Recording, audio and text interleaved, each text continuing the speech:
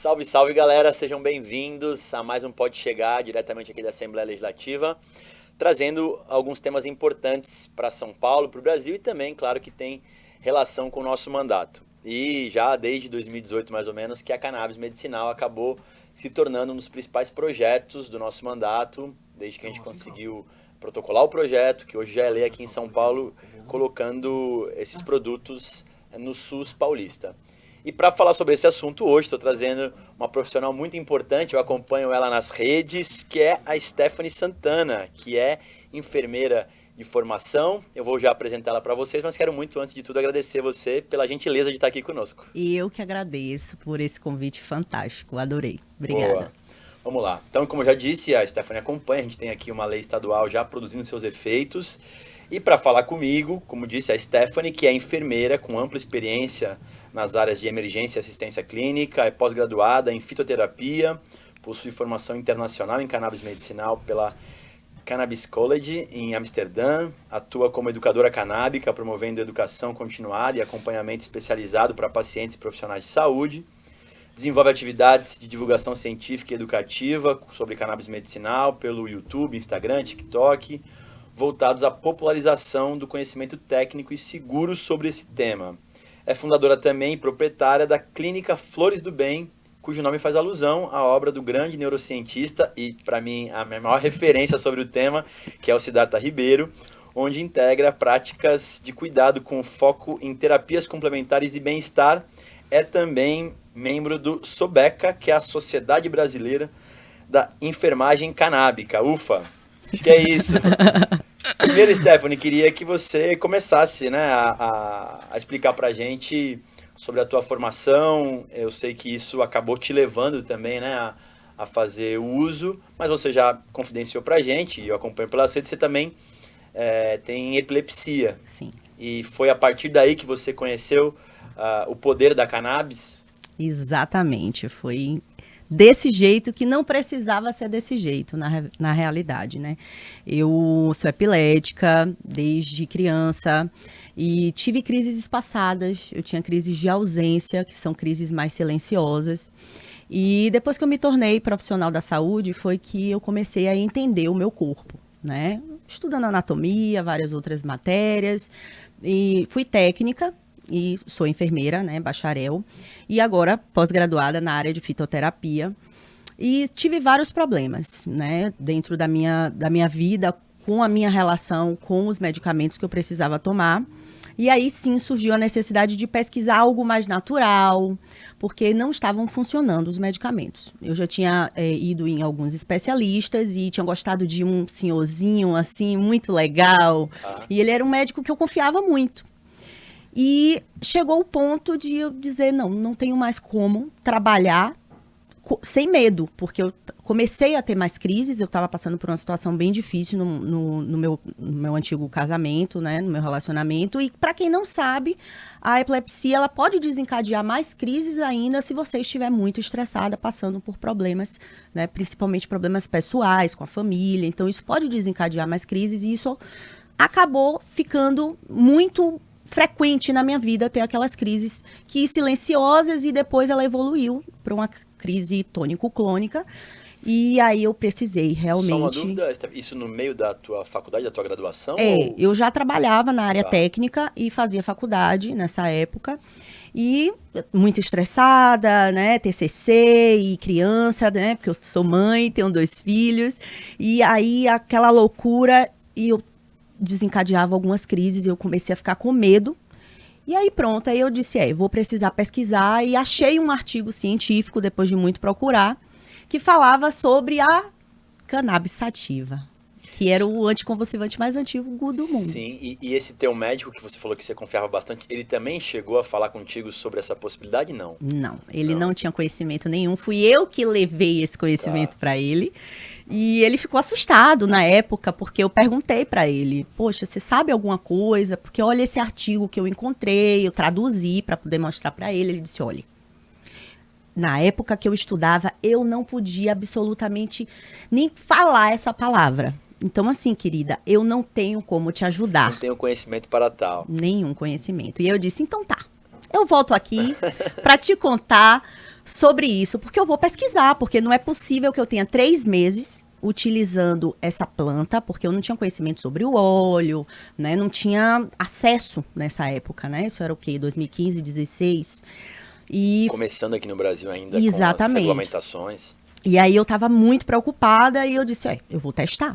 Então eu comprei de forma ilícita, né? Não era o prensado, era o que a gente chama na Bahia de o soltinho da Bahia, né? Que era uma planta de quintal. E eu disse, vou testar. E não é que deu certo. Quando eu utilizava os medicamentos que o médico mandava para mim, eu tinha crises espaçadas, comecei a ter mais crise. E quando eu utilizei essa planta, a minha mente parece que destravou. E eu disse, não. Como assim? Joguei os medicamentos fora, fui atrás dele para tentar ter um contato, mas ele não tinha como me ajudar. Eu disse, eu vou pesquisar isso, porque não é possível. Será que é só comigo? Não, não é possível. E a forma como você utilizou já também é diferente da tradicional, que pelo menos a gente acaba acostumando falar aqui, que é o óleo. Você usou a planta mesmo e depois da forma vaporizada também, é isso? Então, nessa época não tinha essa acesso possibilidade aos vaporizadores, né? Hoje a gente tem consciência de que existem os vaporizadores e que em alguns países já é possível fazer a utilização dessa forma. E nessa época não tinha. Foi a forma realmente fumada da planta e eu fiquei sem crise e eu disse, nossa, tem alguma coisa acontecendo diferente comigo. E meio que abriu aquilo, sabe? Nossa, quantos epiléticos devem estar hoje sofrendo da mesma forma, né? E aí vem aquela estrutura de cuidado com outras pessoas. E eu disse, eu quero estudar isso para ajudar outros epiléticos, quem sabe? E aí foi que surgiu a vontade de estudar isso em países que realmente poderiam me fornecer esse conhecimento. É isso, aí chegamos então a um ponto importante da nossa conversa, porque a gente sempre busca algumas referências internacionais sobre regulamentação, qual o melhor modelo, se o Brasil teria condições de produzir o seu próprio modelo. Bom, mas você foi para o Canadá. Sim. E estudou lá e você pegou justamente o período em que o Canadá estava nesse processo de discussão também. Exato. Queria que você contasse para a gente como é que foi isso. Bom, foi bem diferente, porque a visão que a gente tem aqui no Brasil, geralmente, é uma visão, assim, mais fechada para cannabis, né? E isso, graças, já está mudando, sabe? Graças a pessoas como você, enfim, pessoas que se colocam a tentar estudar. E foi isso que eu fui fazer. Só que quando eu cheguei lá, eu vi o mercado abrindo, e um mercado, assim, promissor. Muita gente querendo trabalhar, só que as possibilidades para pessoas como eu, imigrante, falava pouco inglês, então não tinha, né? Eu estava começando, estava entrando nesse mundo ainda. Quando eu percebi que as pessoas estavam completamente calmas, tranquilas, e olha que lá faz muito frio. Frio demais, tem um primo meu que morou lá. E o frio, ele desencadeia processos depressivos em algumas pessoas, por isso que lá, quando eu fui morar, eu fiquei sabendo que lá o índice de suicídio, ele era muito alto, e depois que a cannabis, ela passou a ser, né, estudada e mostrada para a população e sendo ensinada para as pessoas, isso mudou. Sim, tem períodos no Canadá, inclusive, que parece que as pessoas nem saem de casa, né, Stephanie? Por conta do frio mesmo, Exato. Então você acaba ficando muito tempo em casa. E aconteceu isso comigo, só que graças eu tinha a cannabis ali com mais fácil acesso do que outras pessoas, né? Então eu já conhecia algumas coisas. Lá eu não trabalhei com a planta, mas eu trabalhei na área de enfermagem com idosos. Você já tinha a formação Já. Como enfermeira? Já estava formada, e aí eu fui para fazer esse intercâmbio e eu acabei conseguindo trabalhar com a planta, né? Só legal. que trabalhei na área de enfermagem. Que ano foi isso, Stephanie? Isso foi em 2018. 2018. E lá, por exemplo, tem alguma diferenciação, no caso dos enfermeiros, eles podem, inclusive, prescrever também? Algo que aqui ainda não tem essa possibilidade. Lá, sim, já existe os enfermeiros canábicos, né, como eu chamo, aqui no Brasil. Aqui ainda não é possível, porque é necessário educar, né? Quando eu cheguei lá, provavelmente essa movimentação que a gente está fazendo aqui no Brasil hoje, ela já estava acontecendo bem antes no Canadá, para justamente a população ser informada sobre isso e os profissionais serem qualificados para que pudesse cuidar, né? O médico fazer também a prescrição, fazer o trabalho dele, mas o enfermeiro que tem esse papel do cuidado, de entender a rotina, de conversar mais com esse paciente, de, às vezes, acolhê-lo de uma forma mais diferente. íntimo, né? Os enfermeiros têm esse perfil, normalmente, de ter ali um contato mais pessoal, mais Isso. personalizado com os pacientes. E só para fechar sobre o Canadá, você considera a regulamentação do Canadá uma das suas referências ou ainda não? Interessante. O modelo deles é interessante. Lá você pode comprar no governo, né? O governo ele libera uma senha para cada ID, né? Cada identidade você pode comprar pelo governo. Tem as licenças das pessoas que podem fazer a venda também direta. Lá você comprava no site, chegava no mesmo dia, só que podia chegar a qualquer momento, né? Até às 9 horas da noite, podia chegar na porta da sua casa, 28 gramas por pessoa.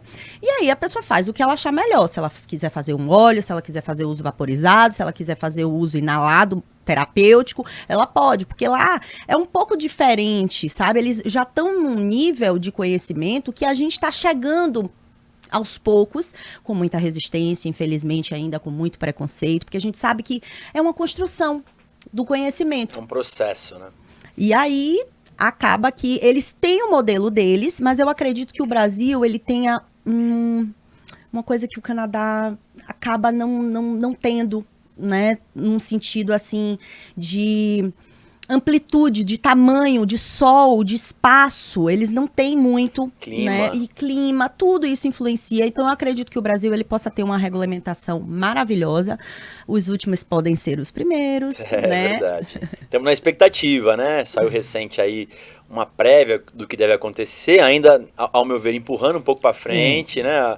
A decisão, mas antes de falar especificamente ainda, eu queria falar um pouco sobre a sua outra experiência internacional, que foi Amsterdã, que para quem assim tá acompanhando ou tá chegando, eu desde 2018 mais ou menos que eu tô mais engajado na pauta, mas Amsterdã sempre foi assim, a referência do ponto de vista do uso adulto da cannabis e as outras questões mais. Queria que você pudesse trazer um pouco da sua experiência em Amsterdã, que você fez, você estudou na verdade lá e foi voluntária.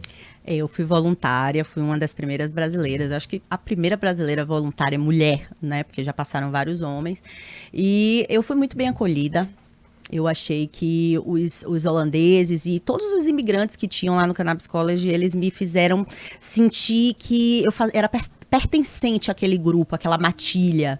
Então, eu tive uma experiência maravilhosa de poder conhecer, né, de perto e trazer esse conhecimento diretamente para o público, né? Então você aprende, né? Eu era voluntária, então eu não ganhava dinheiro nessa época, né? Eu tinha que me virar de outras formas, então eu fui para a área da faxina, trabalhar como muitos outros profissionais que são profissionais no Brasil acabam tendo que trabalhar numa área que também é uma área que é muito conhecida, né? Na área, só que eu não tinha nenhuma experiência, eu passei a ter experiência nessa área para poder conseguir estudar no Cannabis College. Então, eu era voluntária lá em alguns horários, né? E tinha os horários específicos para estudar. Então, assim, para mim foi maravilhoso, porque foi aí que eu tive um contato mais real com os estudos, com os artigos, com práticas, né, de saber se a planta estava limpa, se a planta estava suja, porque lá a gente fazia uma análise dos coffee shops,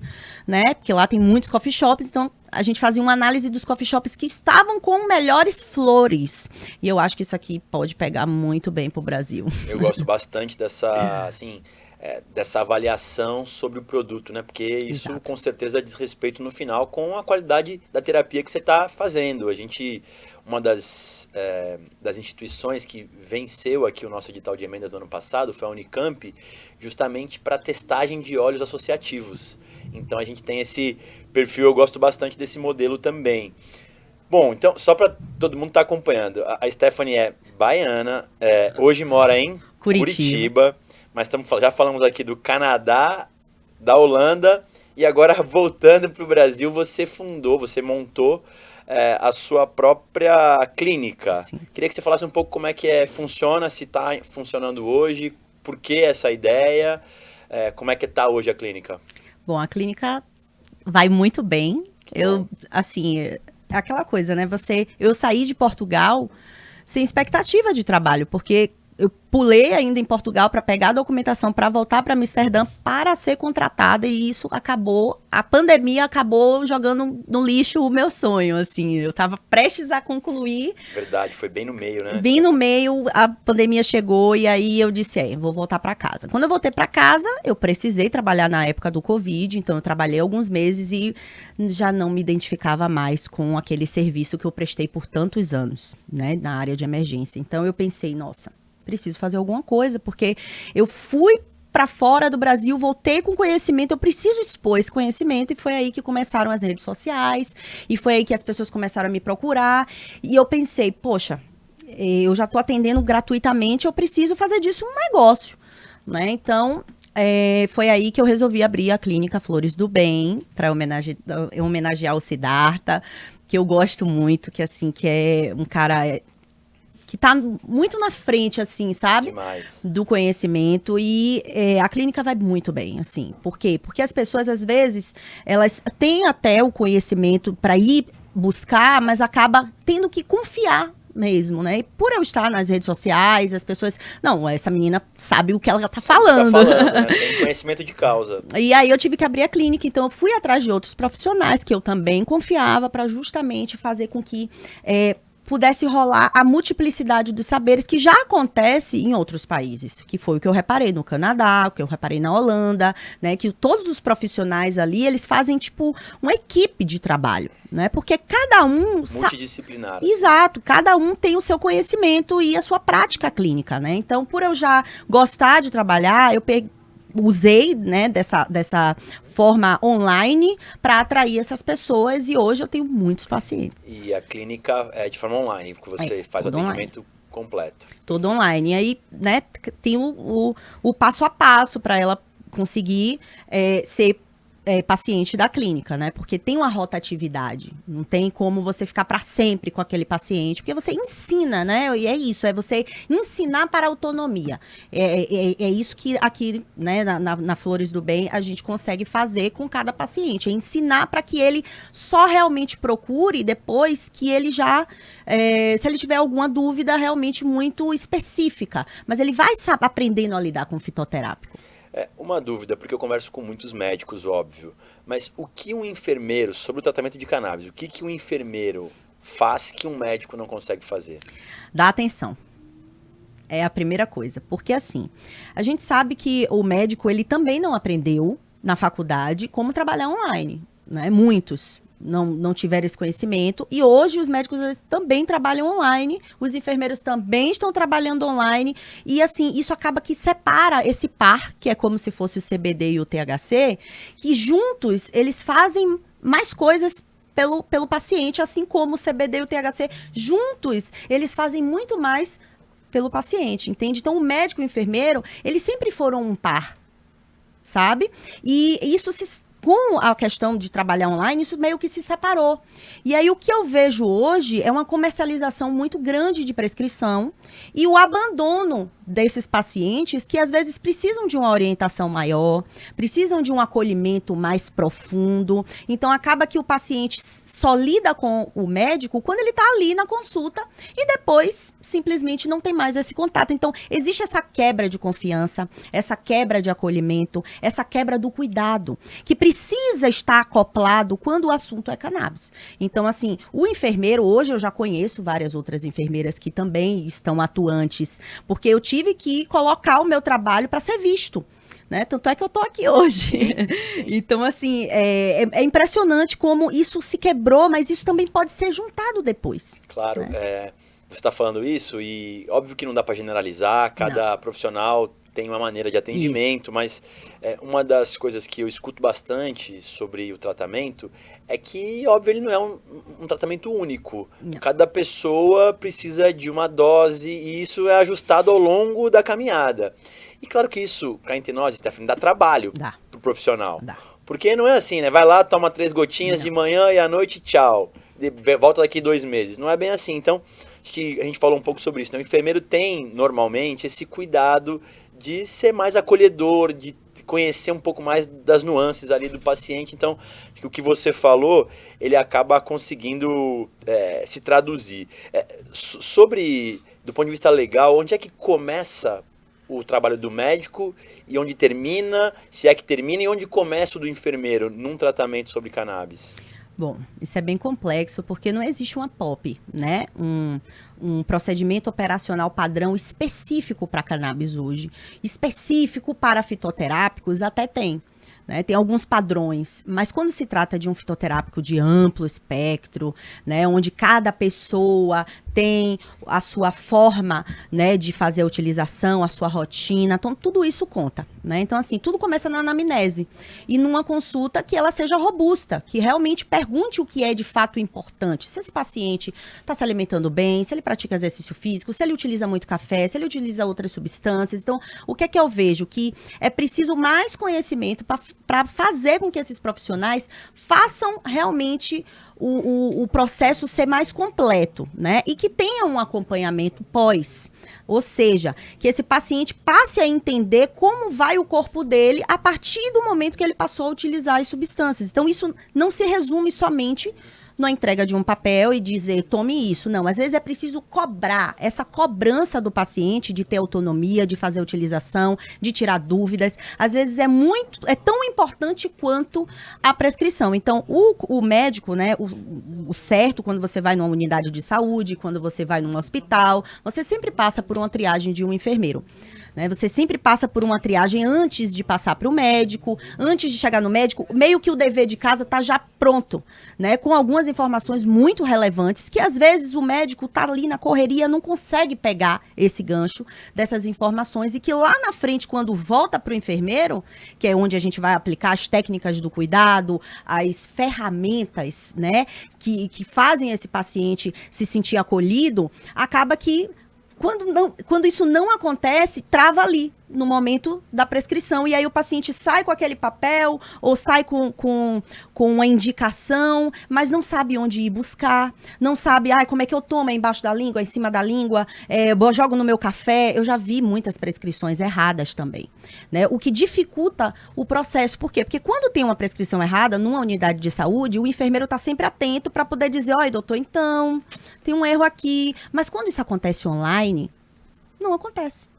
Resumidamente, não acontece. Por quê? Porque não tem ninguém para fazer um controle, um ajuste, uma observação, para estar mais perto. Então, na minha opinião, todo médico tinha que ter um enfermeiro canábico, assim como é nas outras unidades de saúde no Brasil. O abandono do tratamento, que acontece por vezes, ele também pode ser motivado por essa falta de atenção, né, Stephanie? Com certeza. E é por isso que na clínica a gente sabe entender os pacientes, a gente marca frequentemente esses acompanhamentos, que o acompanhamento ele não é nem uma consulta muito grande, é uma consulta que você já sabe tudo que o paciente passou e você compara essa anamnese depois. No pós, isso durante um período de 3 meses, um período de 6 meses, onde ele vai ter um retorno depois com o médico clínico, novamente, para poder observar as mudanças que aconteceram. Porque, às vezes, os pacientes, eles não se enxergam sem um profissional. Eles precisam que a gente leia e diga, olha como você estava antes, olha a quantidade de cigarro que você diminuiu, você que é fumante de cigarro, olha só aqui, olha que legal, você voltou, tá treinando, que legal, tá treinando o quê? Quantas vezes na semana? Olha quantas coisas mudaram na sua vida. Então, isso faz com que o paciente se analise e diga, poxa, realmente esse negócio funciona? Oi, eu nem sabia que eu tinha mudado tanto.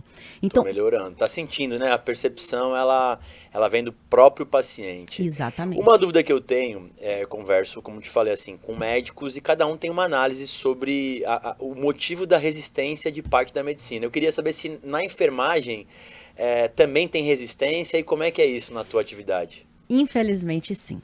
Eu acredito assim que o tanto de conservadorismo que existe na medicina existe meio que dobrado na enfermagem. Sério? Que envolve muitas coisas, né? Envolve a cultura, envolve religião, envolve outros tipos de preconceito. Então, assim, é preciso desconstruir. Quando a gente fala de enfermagem, a gente fala de 2,5 milhões de profissionais que hoje, na minha opinião, estão precisando muito mais da cannabis do que eles imaginam. Mas eles não sabem.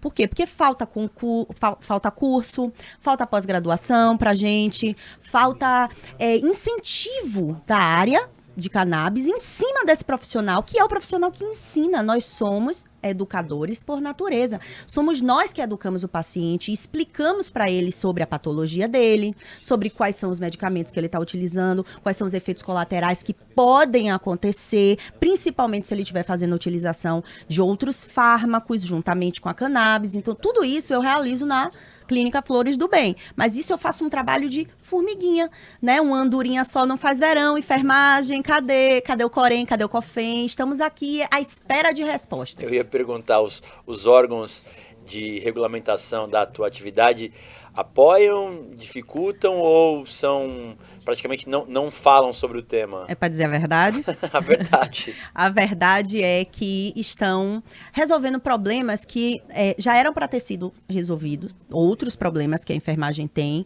e não estão enxergando ainda o potencial medicinal que pode ajudar os enfermeiros na saúde deles mesmo, na saúde mental deles, e assim, estão deixando levar, deixa a vida me levar, tá meio assim, sabe? Uma cobrança legítima, que a gente faz isso inclusive com outros órgãos, então de forma muito educada, mas é importante que todos os órgãos regulatórios possam estar atentos a essa terapia que hoje já tem mais de 1 milhão de brasileiros se utilizando, né? Não dá para você fechar os olhos para isso. Não dá. E de que forma você tem colaborado? Eu sei, imagino que pela tua história, experiência com o tema, você também ajuda a capacitar outros profissionais da área.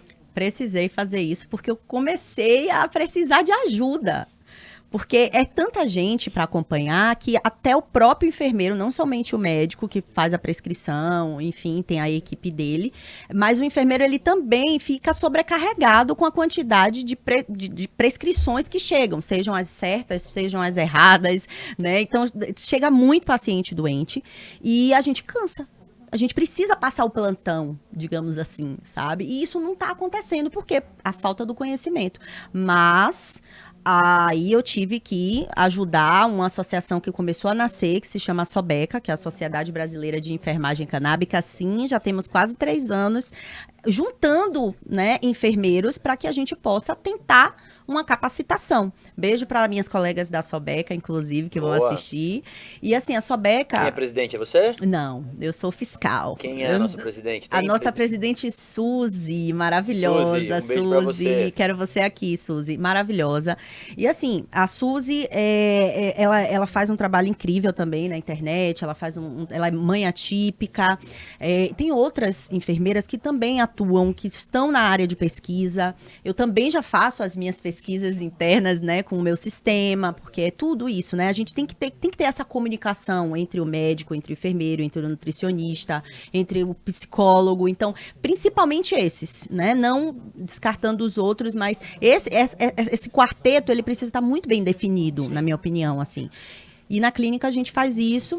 E a enfermagem é isso, né? A gente precisa unir mais enfermeiros. Então... E vem cá, Stephanie, você não acredita que se não for pela empatia ou por simpatia pelo tema, será que não começam a perceber também que existe um mercado de pacientes em potencial, consumidores, e isso não pode chamar a atenção dessa galera? Já vem chamando, eu já venho recebendo, porque eu também dou cursos, né? Eu já dei o meu primeiro curso em 2021, que foi Jornada Canábica do Enfermeiro. Então foi um aulão ao vivo, assim, 2 dias de curso direto ao vivo. Foi bem legal, foram vários enfermeiros. Depois disso, vários outros começaram a trabalhar em associações, porque, enfim, né, a gente vai tentando expandir. Já tinham outras enfermeiras trabalhando também nessa época. Acabei que eu conheci nos eventos, né, e muito importante estar presente em congressos, em eventos, mas já lembrando que eventos precisam representar também outras classes da área de saúde para atrair, né? Porque quando a gente vê um curso, né, sendo operado, a gente tem que ver quem são as pessoas que estão por trás disso. E eu já dei alguns cursos, inclusive tem a Jornada Canábica 2.0 para profissionais da área de saúde que está no ar. E vamos ter novas turmas a partir de agosto. Excelente. Para trazer, né, o nutricionista canábico, o químico canábico. Então tem vários profissionais dentro desse curso, né? Porque era justamente isso que eu queria mostrar. Gente, existem outras pessoas que podem estar oferecendo conhecimento, não somente o médico, não somente o advogado, não somente os empresários que já atuam, são completamente importantes para o mercado, mas não tem só eles, né? Exato. Tem outros.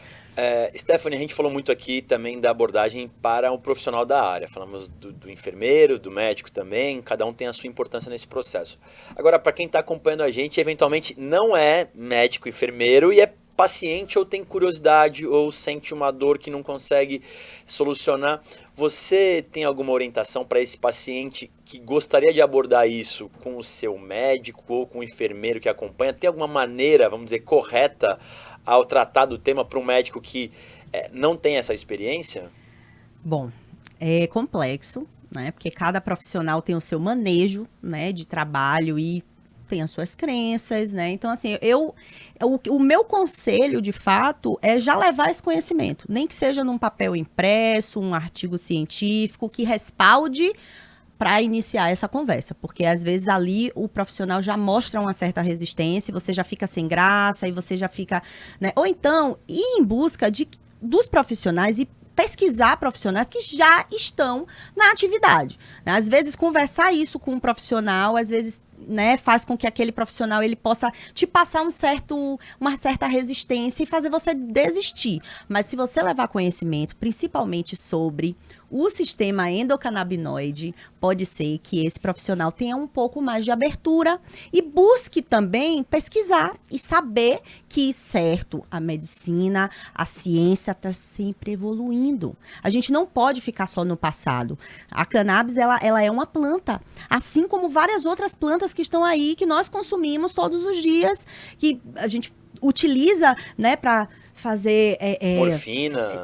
Enfim, são várias plantas que a gente pode estar utilizando para o nosso bem. E a cannabis é só mais uma planta que foi estigmatizada, uma planta que foi escondida. E não sabemos se de fato foi de propósito, porque realmente uma planta que faz tudo, praticamente, que te dá remédio, que pode ser alimento, que pode fazer roupa, que pode...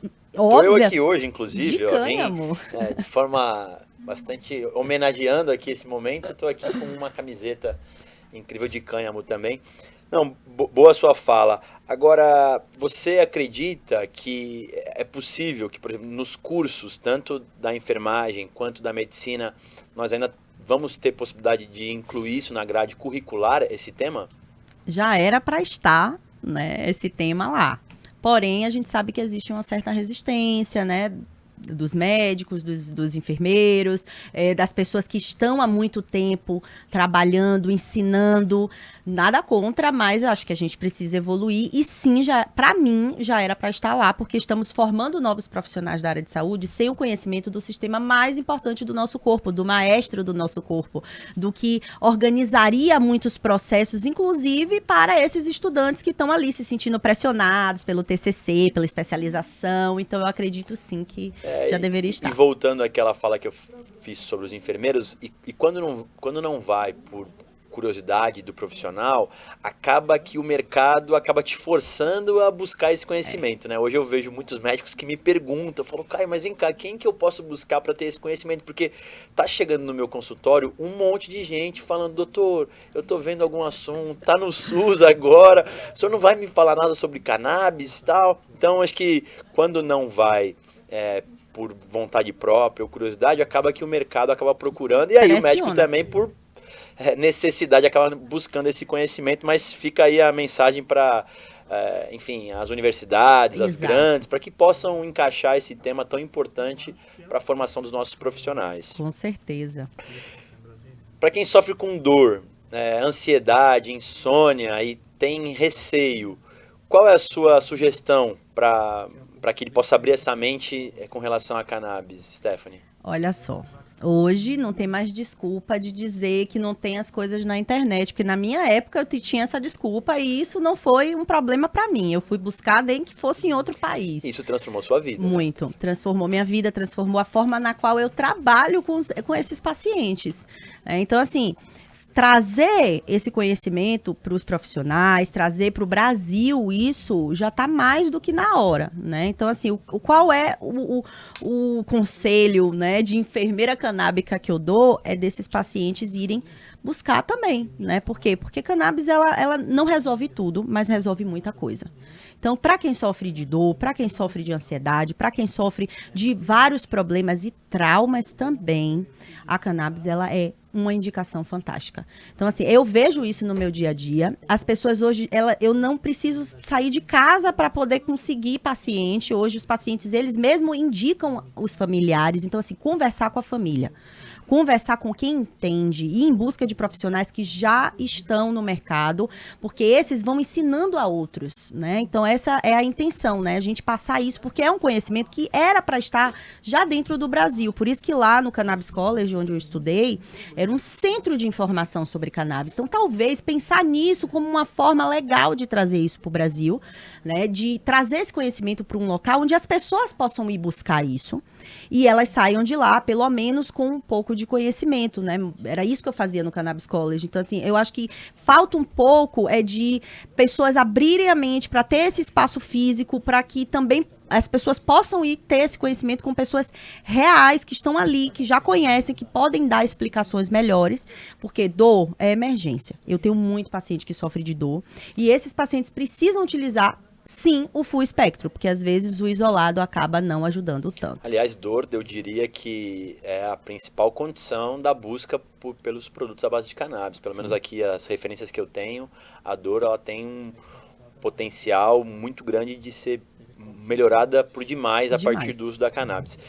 Stephanie, estamos chegando no final, mas antes, claro, eu quero aqui trazer, você conhece nosso tema central, que de alguma forma interage com o seu, que eu sei que você busca democratizar a informação para o profissional, para o paciente, e da nossa parte, enquanto parlamentar aqui em São Paulo, a nossa busca é garantir esse tratamento para as pessoas que não têm condição de pagar. Garantir que a saúde pública possa proporcionar para as pessoas esse tratamento que tanta gente já está fazendo. Queria que você pudesse falar da importância da saúde pública também reconhecer isso e incluir na sua grade os produtos à base de cannabis. Bom, eu primeiramente tenho que agradecer, né? Porque isso tem que ter partido realmente de alguém que tem interesse na pauta, que conhece, que sabe o que essas pessoas sofrem, né? Primeiramente, agradecer a você por estar do nosso lado e mostrar isso todo dia.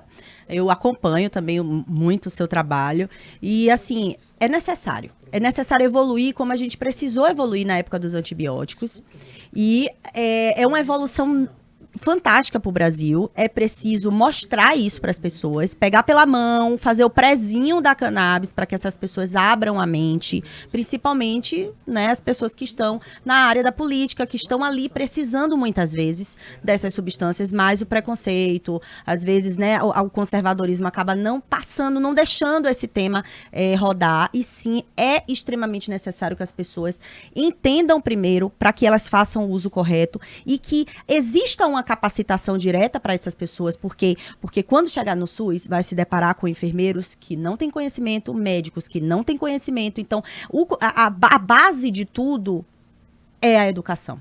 Então, se eu pudesse, né, eu teria uma possibilidade, assim, de explicar sobre, bem rapidinho, sobre a cannabis, porque eu já fazia isso na minha rotina. Entende? Então eu passei a fazer isso também na internet, só que a internet não alcança tanta gente assim, entende? Até porque a gente também sofre com a internet. Claro que a gente sabe que hoje é um universo muito grande de pessoas, mas a gente está falando eventualmente de pessoas que também acabam não conseguindo acessar, porque são muito periféricas, pessoas mais idosas que não gostam também desse tipo de... Então, claro que a internet é uma grande aliada, mas não dá para deixar de a gente fazer ali o beabá, no postinho de saúde, que é onde justamente a gente busca chegar. A gente está numa luta ainda, né, Stephanie? É um caminho. A lei que hoje está promulgada em São Paulo, a gente tem muito orgulho dessa trajetória, mas ainda tem muitos desafios pela frente. Ainda é uma lei que atende poucas pessoas, que tem poucas patologias incluídas nesse rol, porque aí, para variar, né, o governo do estado criou um grupo de trabalho, dentro desse grupo de trabalho que regulamenta a lei tem muita gente resistente. Nossa. E é nesse trecho que eu estou. Para a gente poder fechar mesmo o nosso bate-papo, eu sempre pergunto para o meu convidado qual é a expectativa dele para os próximos anos aqui no Brasil. A gente tem aí um ano que é muito decisivo, né? Um ano em que o governo federal tem que apresentar uma regulamentação do cânhamo, que não é tudo ainda, mas que também é mais um passo importante. Queria que você falasse sobre as suas perspectivas para os próximos anos aqui no Brasil, sobre essa democratização do acesso à cannabis. Eu nunca perco as esperanças, né? Eu voltei para casa com um grande propósito, que era de trazer esse conhecimento. Eu já estou fazendo isso e eu encontrei grandes amigos aqui nessa área e eu sempre bato na mesma tecla de que eu acho que o Brasil ele tem uma grande coisa importante a fazer pelo mundo, porque aqui o clima favorece, porque aqui a gente pode, né, conseguir ajudar outras pessoas de várias formas, não só pelo âmbito medicinal, mas a gente também pode ser grande aqui. Então, as minhas esperanças são muito boas para o futuro. Eu não posso dizer que não, porque eu já faço parte disso, me sinto pertencente. Eu também estou bem esperançoso. E a gente sabe o quanto, para além da questão medicinal, da saúde pública, o quanto tem um potencial econômico nesse processo como um todo, né? A China, por exemplo, é a principal exportadora de cânhamo. E a China está anos-luz à nossa frente sobre tecnologia e outras áreas mais. Então, o Brasil, que é um país que precisa de tanto de geração de emprego e renda, novas commodities, tem que olhar para a cannabis com um olhar clínico. Antes de fechar, eu sei que o James, me permita falar sobre ele também aqui. Fica à vontade. Também trabalha com o tema, é um parceiro nosso aqui. Eu queria que você falasse rapidinho sobre o produto que ele criou, o Reaja, que permite, de alguma forma também, é uma maneira que a gente tem de poder avaliar os óleos que são vendidos Brasil afora. Queria que você falasse rapidinho sobre a importância disso.